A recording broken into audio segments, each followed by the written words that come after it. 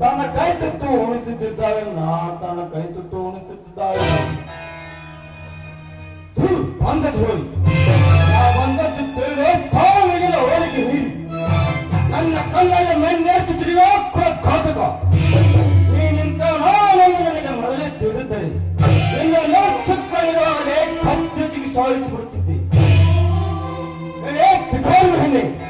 ನಿನ್ನನ್ನು ತಂದಿಟ್ಟುಕೊಂಡಿದ್ದೆ ಬೀದಿ ನಾಯಕರ ಮುಷ್ಟಾಗಿ ಈ ಜೋಪಾನ ಮಾಡಿ ಕೊನೆಗೆ ಎಲ್ಲರೂ ಕರೆಯುವುದು ಬಿಡುವುದಿಲ್ಲ.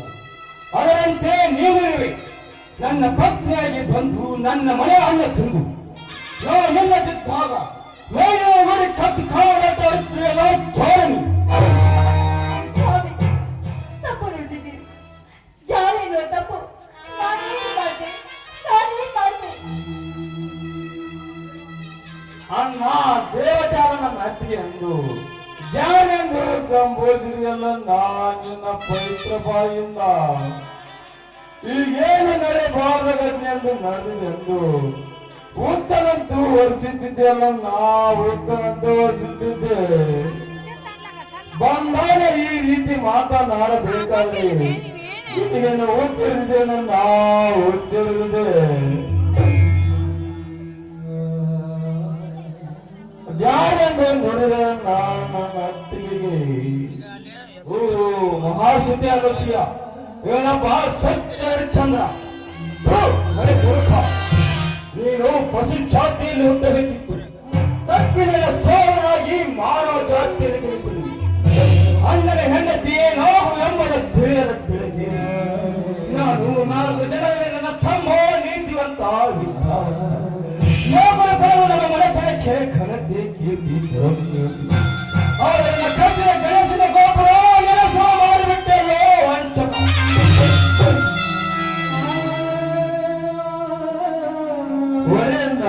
ನಿನ್ನ ಮನಸ್ಸಿಗೆ ತೃಪ್ತಿ ಆಗುತ್ತಂಕ ಹೊರೆ ಚಿಕ್ಕನೇ ಇದ್ದಾಗಿನ ಅರಿಗಿನ ಜೋಪಾನ ಮಾಡಿ ವಯಸ್ಸಿಗೆ ಬಂದ ಮೇಲೆ ಸಂಸೆ ಪಟ್ಟು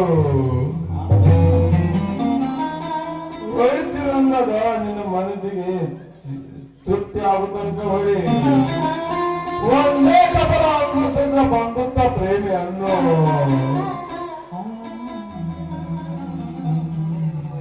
ನಿನ್ನ ಪವಿತ್ರ ಗರ್ಭದಿಂದ ಮತ್ತೊಂದು ಸಾರಿ ಹಾಕಿರ್ತಿದ್ದೆನ ಹಾಕು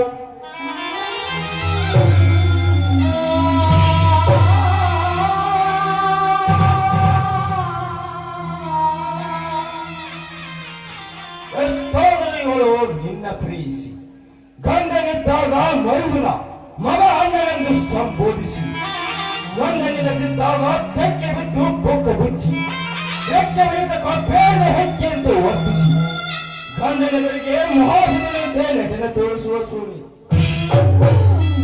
ಇಂಥವರಿಗೆ ಸ್ವಾಮಿ ತಿಳಿದುಕೊಳ್ಳಬೇಕು. ಇದಕ್ಕೂ ಮುಂಚೆ ಇನ್ನಷ್ಟು ಜನ ವೀಟರನಿಗೆ ಸಂಪರ್ಕ ಇಟ್ಟುಕೊಂಡಿರುವುದು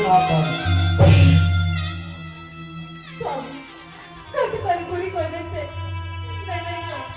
ನನ್ನ ಮೈದನನ್ನು ನನ್ನ ಹೊಂಡ ಆಗೋಕೆ ಹೊಡೆದಿದ್ರಲ್ಲ, ಮಾಡಿಕೊಂಡ ಹೆಂಡತಿಯ ಮೇಲೆ ನಿಮಗೆ ಸಂಶಯವೇ? ಸ್ವಾಮಿ, ನಿಮಗೆ ಬೇಡವಾದ್ರೆ ಒಂದು ದೊಡ್ಡ ವಿಷ ಕೊಟ್ಟು ಬಿಡಿ, ನಿಮ್ಮ ಪಾದದ ಮೇಲೆ ಪ್ರಾಣ ಬಿಡ್ತೀನಿ. ಸತಿಯು ಸಂಪದೆ ನುರಿಯುವುದು.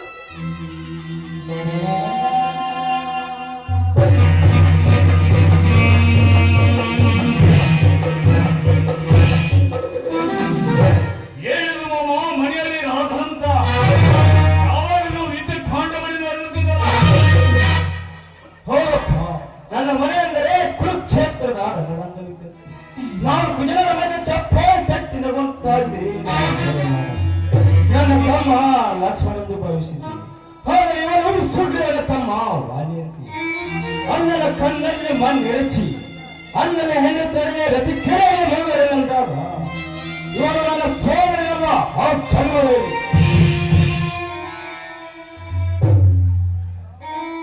ಅಣ್ಣ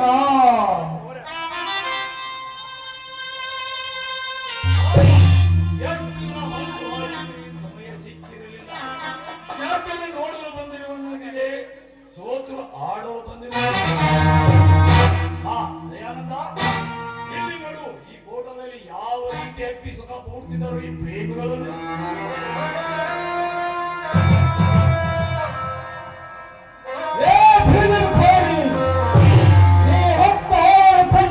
ಕಣ್ಣಿಗೆ ಕಾಣಬಹುದು ನಿನ್ನ ಮುಖ ಪುಟಿತ್ತು ನನಗೆ ಮುಖ ತೋರಿಸಿ ಎಲ್ಲಾರೋ ಹಾಗೆ ಹೋಗು.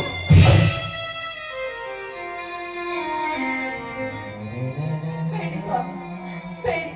ಮೈದನನ್ನ ಹೊಡೆಯಬೇಡಿ. ದಯವಿಟ್ಟು ಅವನನ್ನು ಬಿಟ್ಟು ಬಿಡಿ. ಇದೇ ರೀತಿ ನಮ್ಗೆ ಹೇಳಿದ್ರೆ ನಿಮ್ಮನ್ನು ಬಿಟ್ಟು ನಾನು ಎಲ್ಲಿಗೆ ಹೋಗ್ಬೇಕು? ಬದುಕಬೇಕೆಂಬ ಆಸೆ ನಿನಗಿದ್ದರೆ ಈ ನಿನ್ನ ಗರ್ಭಪಾತ ಮಾಡಿಸಿಕೊಂಡು ವಯಸ್ಸುಗಳೇಶ್ವರಿ ಪೂಜೆಶ್ವರಿಸಿ ಬೇಕರ ಶ್ರೀಮಂತ ಗ್ರಾಹಕಿ ತಂದು ಹಚ್ಚುತ್ತಾನೆ.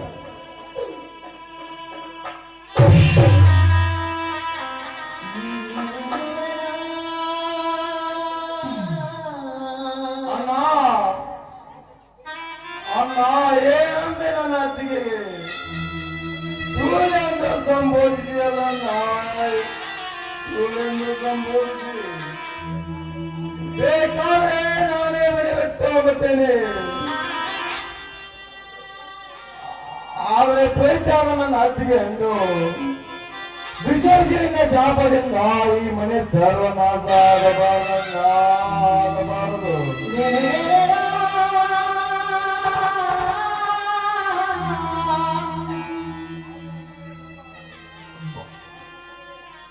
ಆ ನಿನ್ನ ಎದೆಗೆ ಕಲ್ಲದ ಕಟಕನಾಗದಿರನ್ನಾಗದೀರು. ಆತ್ತಿಗೆಯನ್ನು ಮನೆ ಬಿಟ್ಟು ನೂಕುವುದೆಂದು ನಿನ್ನ ಬಾಯಿಂದ ಹೇಳನ್ನ ಹೇಳು.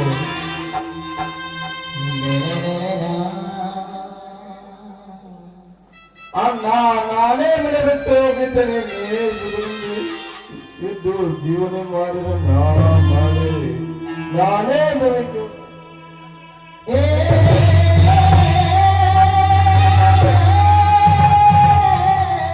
ಸೋಮಶೇಖರ್ ಎಲ್ಲಿ ಹೋಗಿದ್ದೆ? ನಿನಗೇನಾದ್ರು ಹುಚ್ಚು ಹಿಡಿದಿದೆ? ಒತ್ತು ಹಿಡಿದಿರೋದು ಹಿರಿಯ ನನಗಲ್ಲ, ನಿನ್ನ ಚಿಕ್ಕಣ್ಣ ಮತ್ತು ಹಾಗೂ ನಿನ್ನ ಅತ್ತಿಗೆ ಸೇರಿ ಮುತ್ತಿನ ಹುಡುಗಿ ಕಟ್ಟುವ ಸಮಯದಲ್ಲಿ ಸಿಕ್ಕ ಬಿದ್ದು ಒಲೆ ತಿನ್ನುತ್ತಿದ್ದನಲ್ಲ, ಈ ನಿನ್ನ ಚಿಕ್ಕಣ್ಣ ಹಿಡಿದಿರೋದು ಹೊಚ್ಚು. ಮಾವ ಅರೇನು ಮನೆ ದೇವರೆಂದು ಹೇಳುವಾಗ ನಿನ್ನ ಗಾತ್ರದ ಕೈ ಚಾಟ ತೋರಿಸಿ ಬಿಟ್ಟಿಯಲ್ಲ. ದೇವರು ಎಂದಿಗೂ ಮೆಚ್ಚದಲ್ಲ. ಕೊನೆಗೆ ನಮ್ಮ ಮನೆತನಕ್ಕೆ ತನ್ನ ಸೇರ್ಪೋದಲ್ಲ. ಏನಂದ್ರೆ ಬ್ಲಾಡಿ ಬ್ಲಾಸ್ಟರ್ ನನಗೂ ಕಟ ಸರ್ಪವನ್ನಿಯಾ?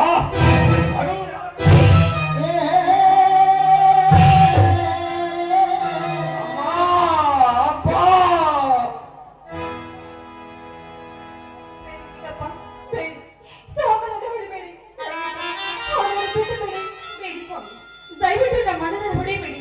ಬಿಟ್ಟು ಬಿಡಿ ಅವನನ್ನು. ಮರ್ಯಾದಿಂದ ಒಳಗೆ ಹೋಗ್ತೀಯೋ ಅಥವಾ ನಿನಗೂ ಈ ನಾಟಿ ತೋರಿಸಿದು ಹಿರಿಯ ಅಕ್ಕನ ಚಾಲ ಮಡ ಮಂದಿಗೆಲ್ಲ ಹೆಣ್ಣು ಅಂತಿವೆ. ನೀನು ಕೋರಗಳ ಬಗ್ಗೆ ಕನಿಕರ ಪಡುವಿಯಾ?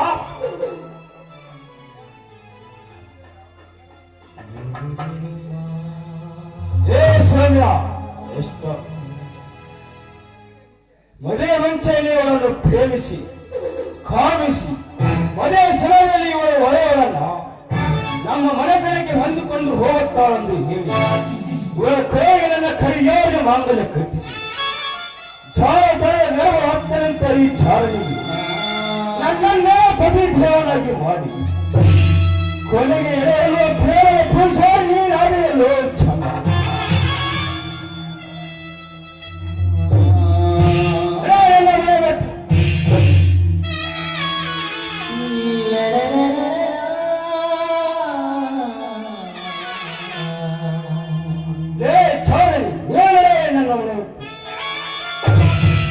ನಿಮಗೆ ಬೇಡವಾದ್ರೆ ಎಲ್ಲಿಯಾದ್ರೂ ಕೂಲಿ ನಾಯಿಯಾಗಿ ಬದುಕುತ್ತೇನೆ. ಕೊನೆಗೆ ಮೊದಲಿಕೊಂಡ ಮೊದಲಿಗೆ ಈ ನಿಮ್ಮ ಚಪ್ಪಲಿ ಬಿಡುವ ಜಾಗದಲ್ಲಿ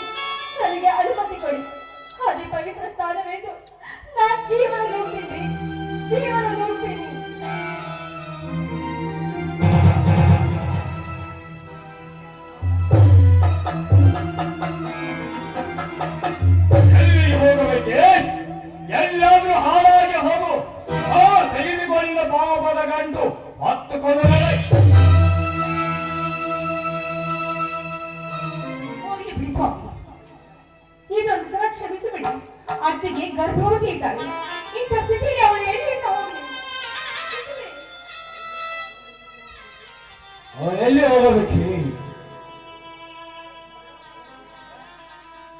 ಒಲೆ ತಂದು ಹೋಗಲು ನಾವು ಸುಖಗೊಂಡ ಸಿಂಧೂರ ಲಕ್ಷ್ಮಣ ಅವನ ಹಿಂದೆ ಹೋಗಲಿ. ಸ್ವಾಮಿ, ಇದೇ ನಿಮ್ಮ ಕೊನೆ ನಿರ್ಧಾರವೇನು? ಹೌದು. ಸ್ವಾಮಿ, ಚಿಕ್ಕಪ್ಪ ಮೈದನ ಹತ್ತಿಗೆ ಏನಾಯ್ತು ನನ್ನ ತಾನು?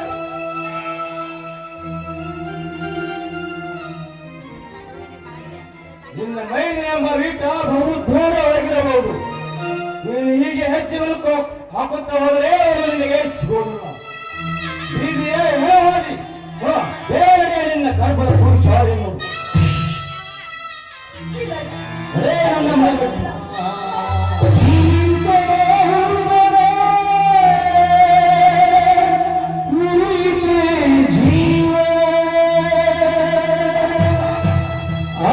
ಸಾಕ್ಷಿ ಮಿಡಿಯಲಿಲ್ಲ ವೀಣೆ ಮಿಡಿಯಲಿಲ್ಲ.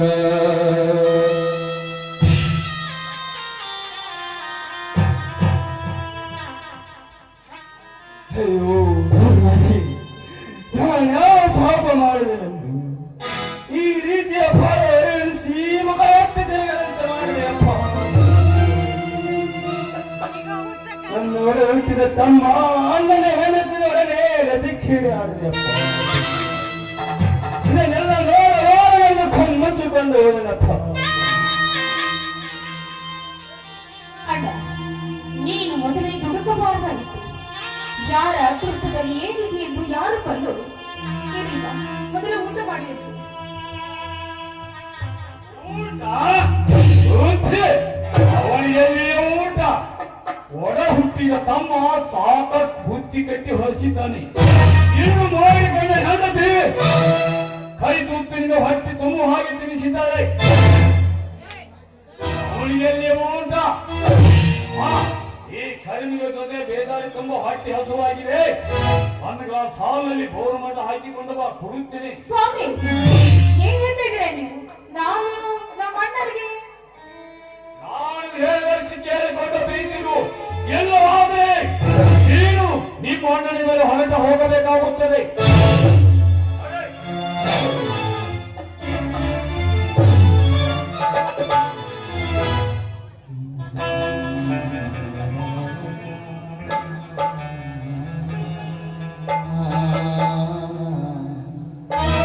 ಹಿಂದೊಮ್ಮೆ ಅಗರ್ಭ ಶ್ರೀಮಂತ ಪರೋಪಕಾರಾಗಿ ಮರ್ಯಾದೆ ಇನ್ನೂ ಮಣ್ಣು ಫಲ ನಾಲ್ಕು ಜನ ಎದುರಿಗೆ ಹೇಗೆ ಮುಖ ಹತ್ತುತ್ತೇವೆ? ಹೇಳಿ ಮನೆ ಮನೆಯಲ್ಲಿ ಮೈದನಿಗೆ ಮೈ ಮಾಡಿಕೊಂಡಂತೆ ನನ್ನ ಒಡ ಹುಟ್ಟಿದ ತಮ್ಮ ಸಂಸಾರ ಬೆಳಗ್ಗೆ ಕಾಮದ ಕಡ್ಡಿ ಕೆಟ್ಟ ಹಾಕಿದ್ರೆಂದು ಹೇಳಿಕೊಂಡು ಈ ವಿಷಯ ಸಮಾಜಕ್ಕೆ ಗೊತ್ತಾಗುವ ಮೊದಲು ನಾನು ಈ ಜಗತ್ತನ್ನೇ ಬಿಟ್ಟು ಹೋಗಬೇಕು. ಅಂದರೆ ಆತ್ಮಹತ್ಯೆ ಮಾಡಿಕೊಳ್ಳಲೇಬೇಕು. ಹೌದು, ಆತ್ಮಹತ್ಯೆ. ಏನು ದಯಾನಂದ, ನೀನು ಆತ್ಮಹತ್ಯೆ ಮಾಡಿಕೊಳ್ಳುವೆಯಾ? ಹುಚ್ಚ, ವಿಚಾರಿಸಿದ ದುಡುಕಿನ